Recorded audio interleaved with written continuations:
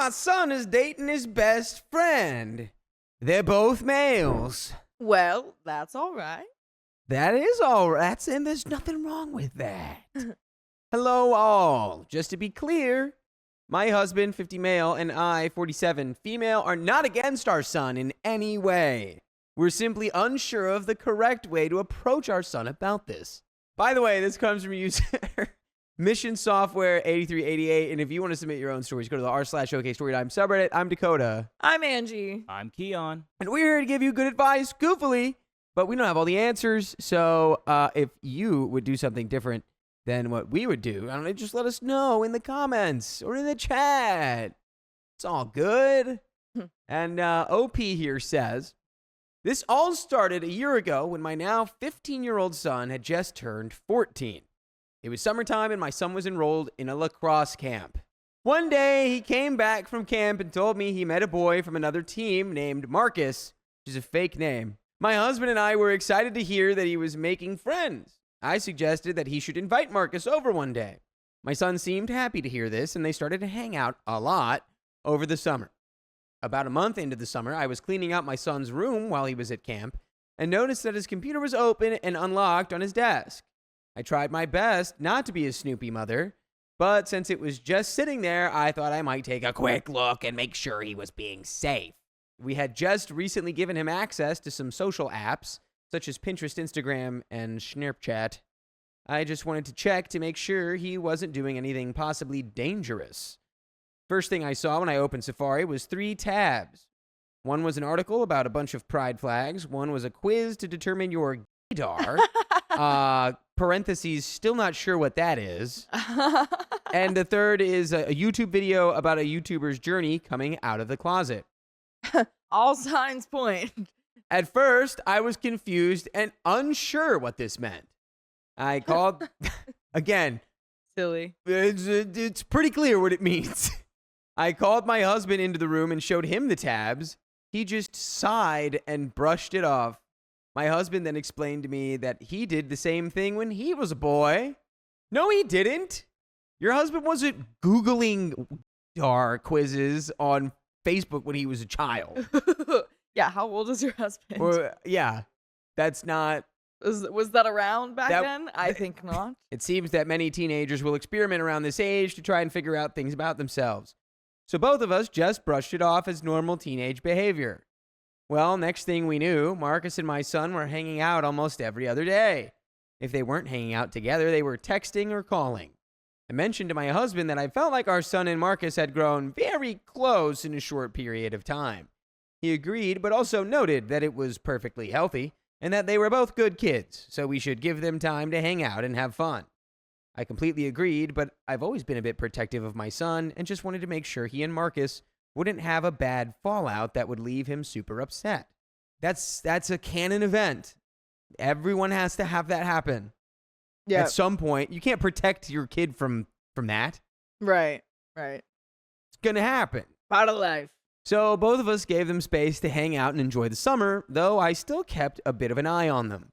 The first time I noticed that my son and Marcus might be dating was one night when I came downstairs into our kitchen during one of their sleepovers and found them cuddling on the couch. Ooh. Marcus had his head on my son's chest, and my son had his legs wrapped around Marcus's torso. This wasn't just some kind of position where it might have looked like they were sitting close to each other. They were very obviously cuddling and even holding hands. I quietly returned to my room and explained to my husband what I saw. 2 boys cuddling. He agreed with me that our son and Marcus had been getting very close lately. Neither of us were surprised to find this, as we had kind of expected it. We decided to let it play out quietly and see if they would come to us first. We had no clue how long they had been hiding this relationship or if they were even officially dating yet. Now that they're both 15, it's been about a year since they met each other. They still haven't come to talk to us, and I don't know Marcus's parents' stance on this topic, so I don't want to bring it up to them and potentially cause Marcus any trouble at home. My husband and I are pretty sure they're dating, as we've seen them cuddling multiple times and even caught them kissing once when they thought they weren't being watched. Okay, maybe why are you doing this? I think we know now. I think we don't need to be spying on our kids anymore. You don't need to have the spy plane, Yeah. the secret kiss cam. We don't need that. They're just like around the corner, just like waiting. We're Yeah. like, Just like in the bushes. what kind of shenanigans are they gonna get up to? Yeah, you have It's like a house plant that you're like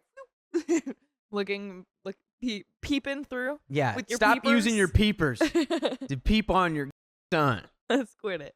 Neither my husband or I are opposed to our son being or to our son having a boyfriend or girlfriend, but I'd really like him to come to us and tell us first. Even if I have to go to them and talk privately with Marcus and my son, I'd rather do that sooner than later and have this conversation so they can understand we accept and love them.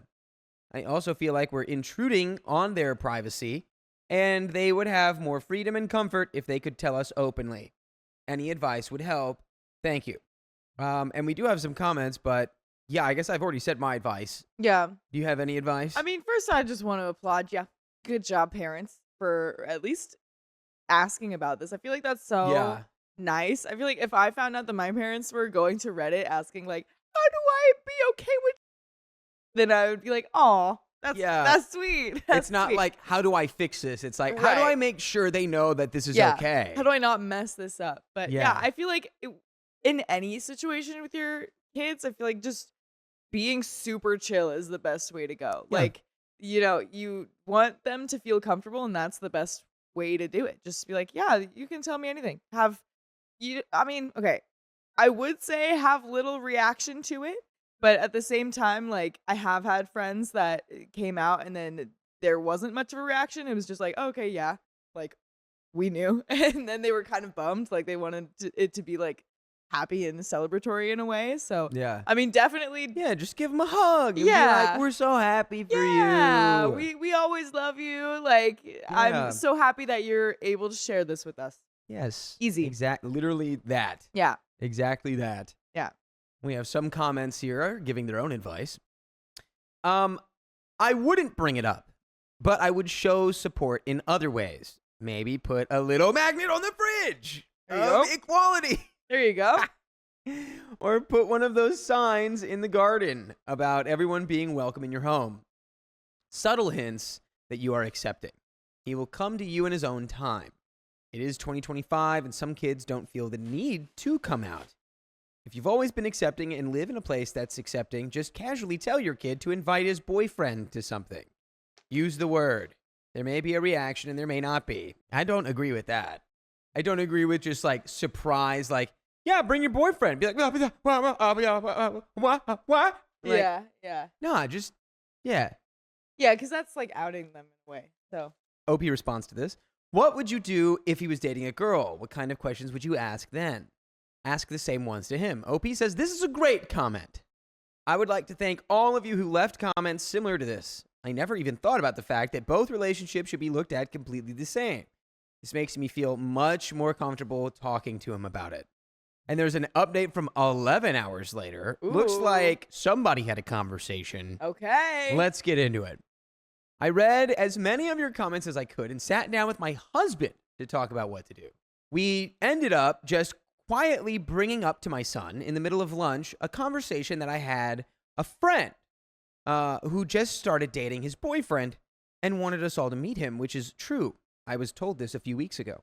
This family friend is a classmate from college that my husband and son know well, and my husband made a few comments on how happy he was for said friend. Our son made a few nice comments but didn't say much for the rest of dinner. And by the way, you can listen to much full episodes with stories just like this. That's right. On your favorite podcast platform, iHeartRadio, Spotify, Apple Podcasts, whatever it is, just search OK Storytime. So much episodes. So much episode.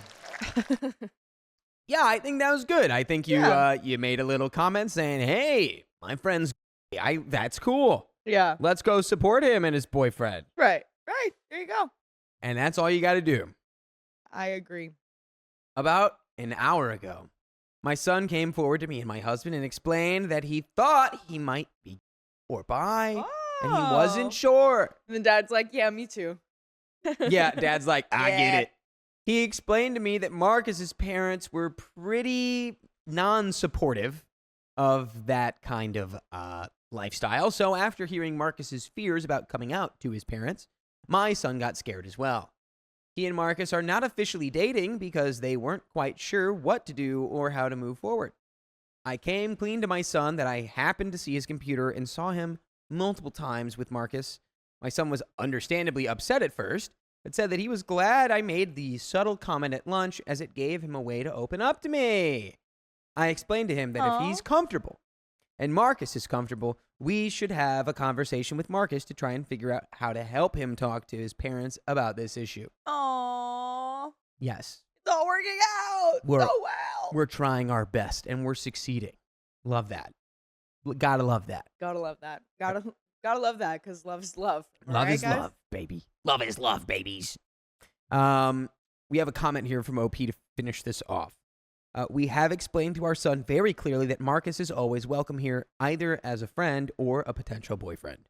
My son is grateful for this, and I've spoken to Marcus over the phone already. Marcus is showing some interest in wanting us to help him talk to his parents, but is understandably not quite sure yet. And that is the end of that story. Wow. Wow. Wham, bam, shang-a-lang. Wow. You did it. See, You that's did just it. so The dang a sweet. good way. You did it the good way. Totally. Yeah, that comment worked. Plan worked. So great job. And yeah, now at least, unfortunately you might not be able to change Marcus's parents' mind. I don't know how much you could say to them to help with that, but Yeah. I'm glad at least that they have one household to go to that's safe. I think that's huge. I was bad-mouthing my stepsister, and she unfortunately heard it. Not only are you a bad mouth, you're a loud mouth. For context, I'm male 44 and will be having my birthday in a few days.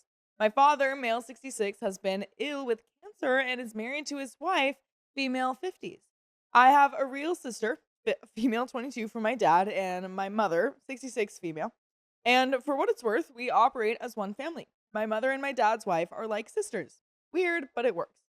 By the way, this comes from Captain's Log Talks Back, and if you want to submit your own stories, go to the r/OK Storytime subreddit. And I'm Angie. I'm Dakota. I'm Keon. And we're here to give good advice goofily, but we don't have all the answers. We're just going to guess what we would do in this situation, but let us know what you would do in the comments. So, OP says, so my dad's wife has a daughter, my stepsister, female 34, who oddly enough has a birthday just before mine coming up next week.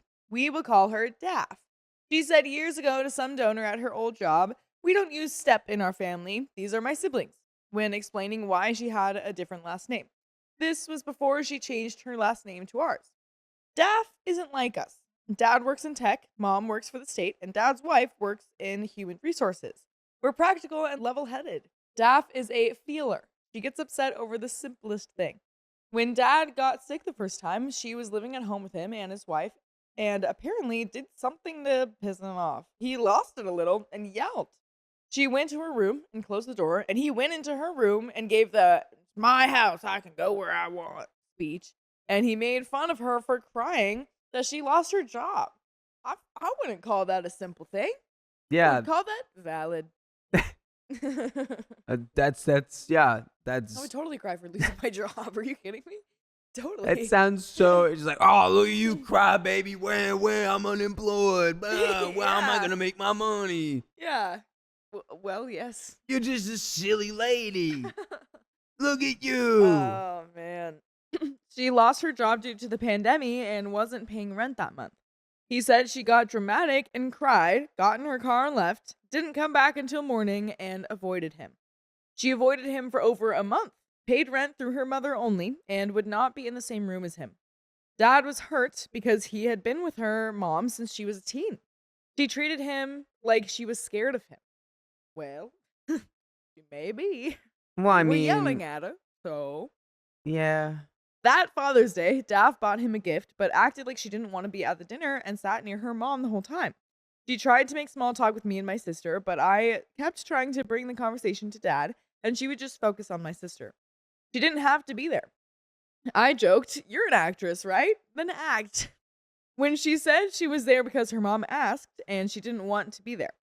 Daff calls my sister and me her big brother and little sister. And I would never say anything to her face, but then Thanksgiving happened this past year and I got a little tipsy. Uh-oh, what's gonna happen on Thanksgiving? My sister is old enough to drink, and Daff came to the house and acted like she was happy. She and I used to watch Star Trek and drink a lot together on holiday nights whenever we stayed over at my dad's, and she asked to renew the tradition with my sister. My sister was excited, so I agreed. We drank, and Daff eventually got tired and said goodnight, so it was just me and my sister. I was relieved and changed the show to something that I actually wanted to watch. Sis complained as it's tradition to watch Star Trek. I told her it was something Daff and I did because I mentioned liking sci-fi forever ago when Dad was dating his wife, and Daff suggested it, and wanted to make it some dumb tradition, but I never actually said I wanted to. Dang. Tell us how you really feel. Dang. That's the peril of lying about stuff. I said I wanted to, I just agreed because she was sensitive. My sister said she wanted to keep the tradition as a sibling tradition, and I said Daff is not a real sibling and kind of laughed like, girl, come on. You know, she's Dad's wife's kid. She's a screw up, but Mom would unalive us if we didn't try, or something like that. Yeah, that was pretty rough. I'm guessing Daff overheard. Uh-oh. I know it sounds mean. I kind of rambled about it because of the rum, and I noticed that my sister's face was still and realized it. Daff was right behind me, isn't she? She's like totally right behind me, isn't she? I turned, but Daff had already left to go back to the guest rooms. I felt bad. I eventually tried to knock on the door, but she just cried loudly, and I got frustrated and went to bed thinking that she would be fine in the morning. That was months ago, and Daff apparently hasn't been communicating with anyone in the family, including her mom. She didn't come to Christmas or Kwanzaa or the Super Bowl, which sucked because my parents are vegan and she's the only one who cooks vegan, so Mom asked me to try it. I reached out to her to ask. Actually, you kind of suck for that. Yeah. You literally just went, yeah, and it sucked because no one's seen her, and also I had to cook the vegan food for Thanksgiving. Right. It's like, let's maybe shift our focus. Yeah. Yeah.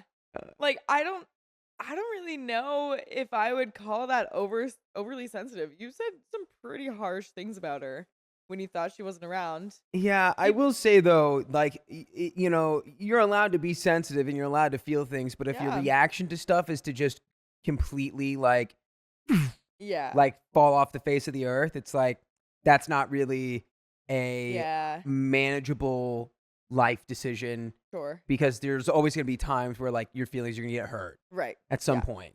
I agree. And you can't, You the gotta- solution can't always just be, I'm going to run away from Right. You gotta find a different coping mechanism Yeah. for sure.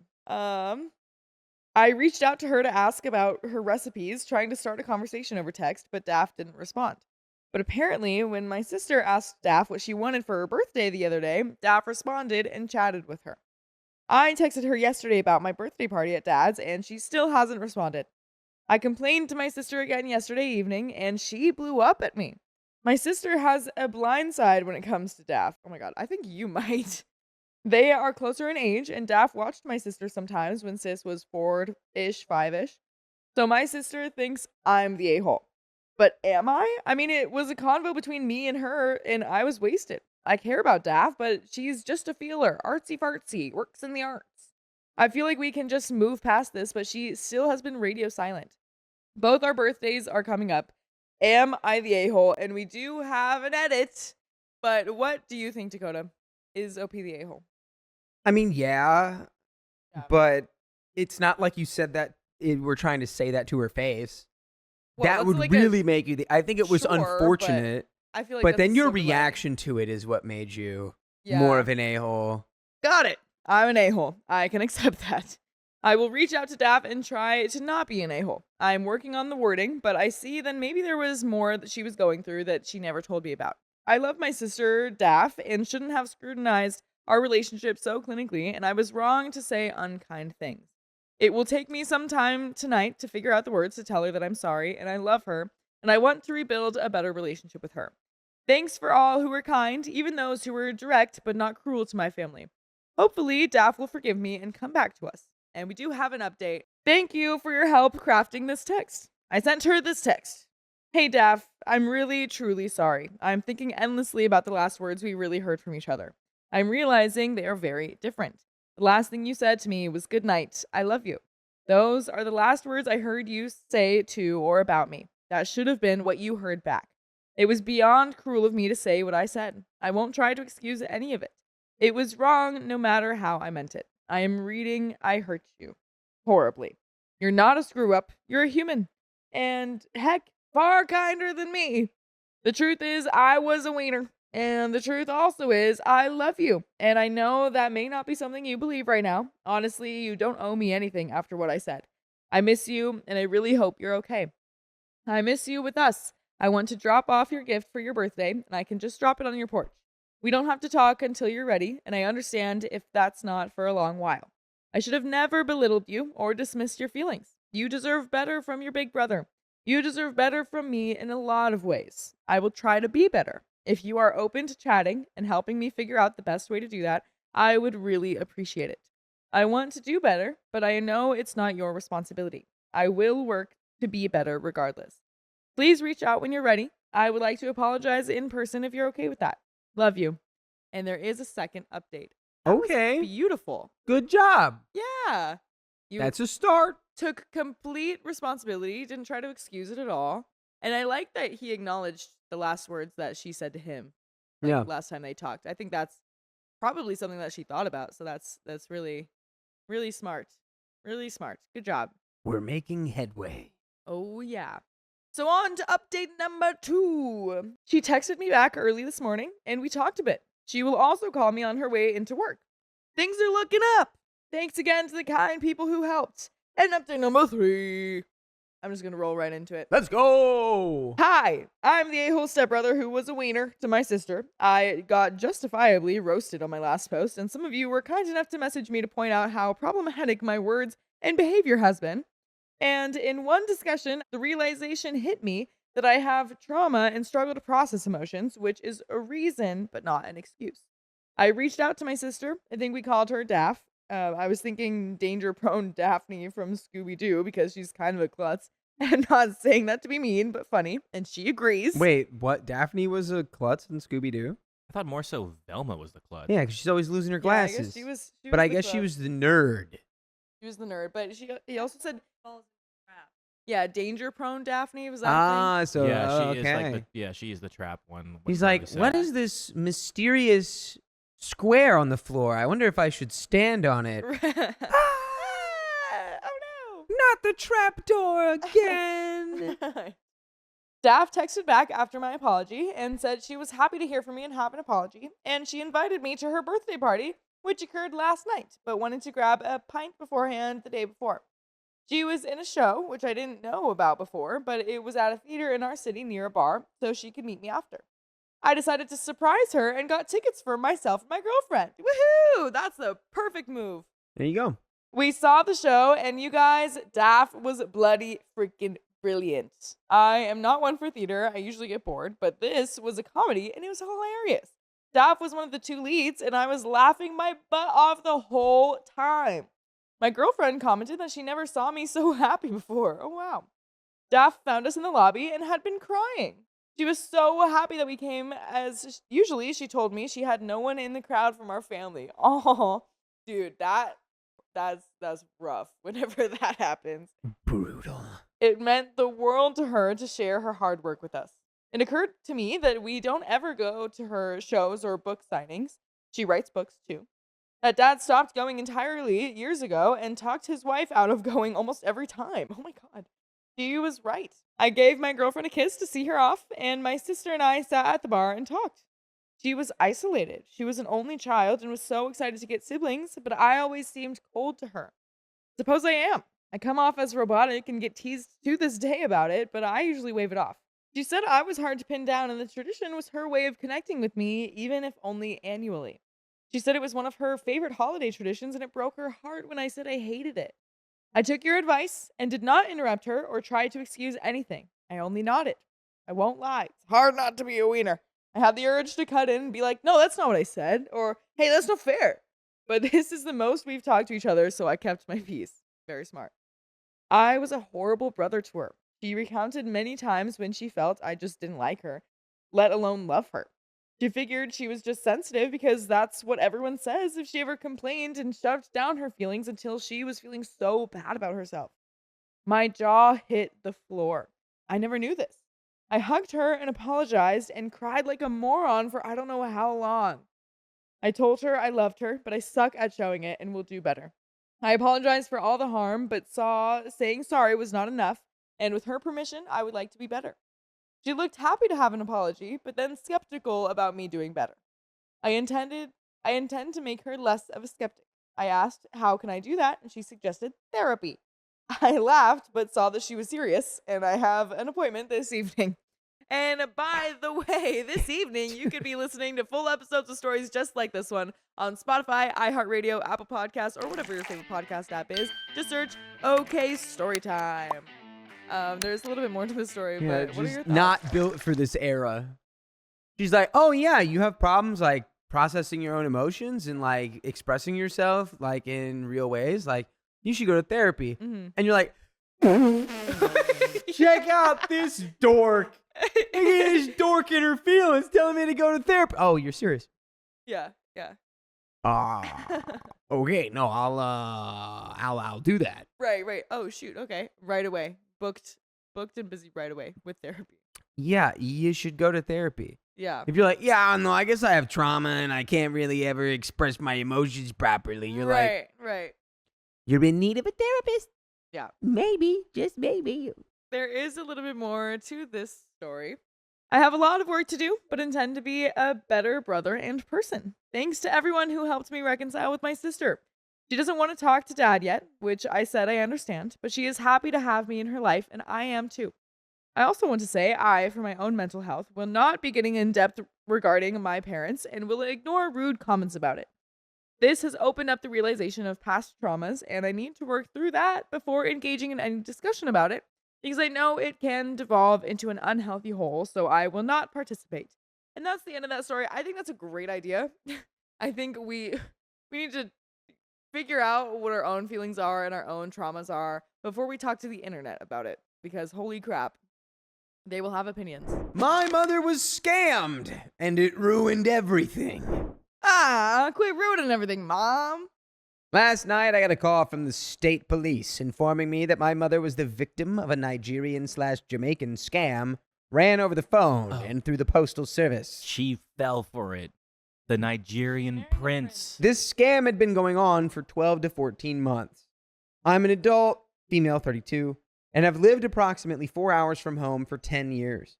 Apparently, she was led to believe that she won the lottery, but was told by the scammers that she needed to send some money so they could free up funds or whatever.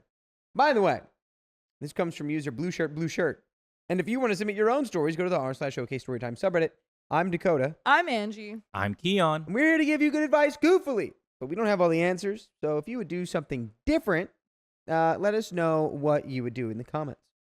As OP says, you'll hear about these all the time. So at first I thought, okay, she lost maybe a few thousand. Live and learn. But no. The state trooper went on to say that she sent them money in prepaid cards to the tune of $194,000. Holy moly. No. Wow. I am concerned for your mother's mental health. Wow. To send, first of all, you won the lottery. Did you play? Yeah. Second of all, why do you have to send 200 grand of Google Play Store cards to Nigeria and Jamaica? Oh, lordy. They don't run the lottery. Nope. She then took out a home equity loan on the home she's owned outright for 20 years and mailed the scammers another $100K in cash. I thought you were going to say Oh mailed her home. If I hadn't initially screened the call from the state police and had to go through dispatch to connect with the trooper, I would have thought the entire thing was an awful joke. I'm going home tomorrow to talk to my mother and figure out what the heck is going on. My question for you fine folks is, because I'm absolutely shocked by the scope of this issue, I'm pretty scattered right now and I need to cover my bases with her and figure out what money she has and what else might be going on. The $295,000 is gone, but she's got to live somehow. I'm hoping for some advice on things I must remember to ask and points I might not have thought of. The case is with the USPS and the FBI now, but the police felt that there was 100% no chance any money would be recovered, and I believe them. My mom is 66 and has a history of being pretty frugal, so the idea of her doing all of this is just way out there. I'm going to insist on a medical evaluation, but she does work full time, so I'm not sure that dementia exactly is a factor. I'll answer any questions if you need clarification. Any help would be appreciated. My mind is just reeling. Thank you. And we have some comments. Comment number 1. I'm so sorry this happened to your mom. I am a fraud investigator for a bank and see these situations all the time, and it's always heartbreaking. I'm wondering if she may have actually been a victim of a romance scam. That would explain a lot of her strange behavior. If she thought she was sending money to a boyfriend or fiance overseas and was blinded by love, it would make her a whole lot more likely to make those decisions. It certainly could have been a lottery scam, but the extremely high dollar amount and the extended time frame are usually indicative of romance scams. The scammers in this case are playing the long con. They make you fall in love with them, usually over at least 6 months, and then they start asking for money. They're overseas and want to come see you. They promise, but you just need to send them money first so they can pay their taxes or get an Ebola test or buy a plane ticket, etc. Here is a great resource about romance scams that we often share with our clients who have been victimized. That's romancescams.org. OP says, I am already planning on creating fraud alerts and probably closing every account possible to minimize the chances for continued damage. I don't know yet if this was a romance scam, but that's a really sick thing to exist. The state trooper I spoke to seemed to have pretty complete information, but I will be sure to double check with my mother when I talk to her to make sure that she's told them what she's telling me. And we do have an edit. But yeah, how do we handle our mom falling in love with the Nigerian Jamaican lottery scammers? Dude, I don't know. I mean, hopefully that resource could help. I wonder like what's on the resource. Like if it's examples of other people in that situation. It would make sense if it was a romance scam because she kept it secret. Like I feel like if it was something else, she would probably be excited about it. But if she kept it a secret, it's like, well, yeah, maybe she didn't want to share that part of her life, especially if she's like still married. It definitely does make a lot more sense. Yeah. Because if you won the lottery and it took 12 to 14 months for you to get your money, I'd be like, all right. I would be like, something suspicious after week 2. Yeah. I'd be like, that's something is amiss. Right. There's something rotten in the state of Denmark. Yeah, dude. We have an edit. Thank you, everyone, for your help. I'm both amazed and sad that so many others have similar stories about their parents or grandparents being scammed. But seeing several people talk about how they eventually got through it has been really reassuring, even if the stories aren't exactly happy ones. I have an action plan for things I need to do and questions I need to ask tomorrow. Thank you so much. And there is an update. I met with my mother yesterday. The scammers got her pretty good. Several posters were very accurate in detailing what happened before I had the details. She was told she won the lottery, needed X amount of money to pay taxes, insurance, etc. She cleared out her entire retirement. It is gone.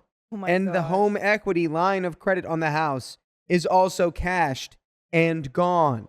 Although I did my best to explain to her that the way she sent the money in cash through the mail is untraceable, she is mostly convinced that since the state police reported it to the FBI, the government will be able to get her money back.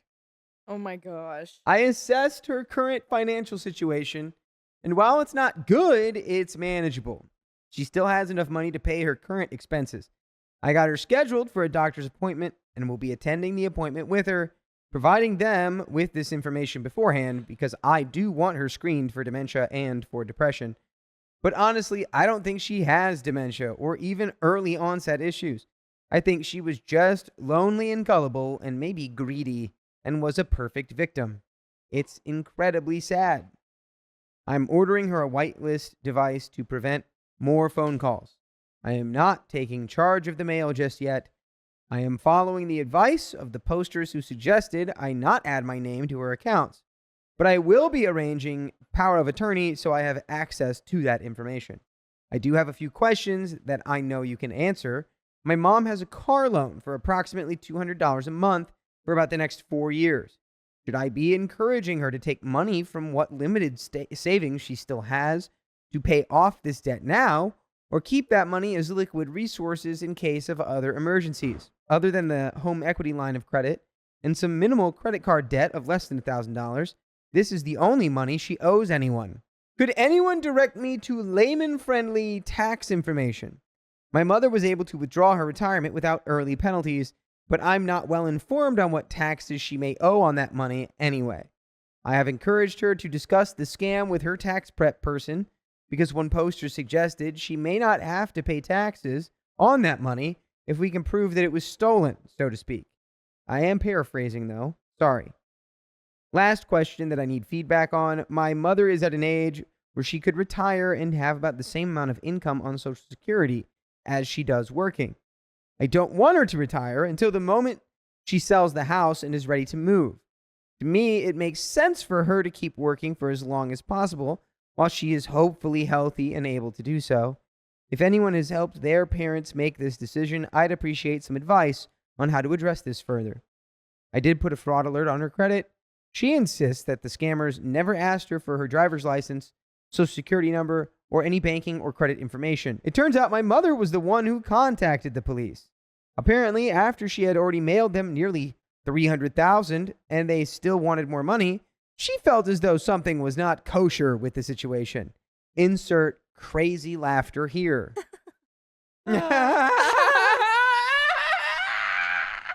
You should have thought something was up after the first $500. Oh, God. In like Google store cards or whatever, like in prepaid cards. Right. Wait, the lottery's like, I need you to buy 100 Visa gift cards that are worth $500. Yeah. And send those to us. Also, yeah, send that overseas to Nigeria. Right. And then you'll get your lottery money. Yeah. Come on. That's how they do it.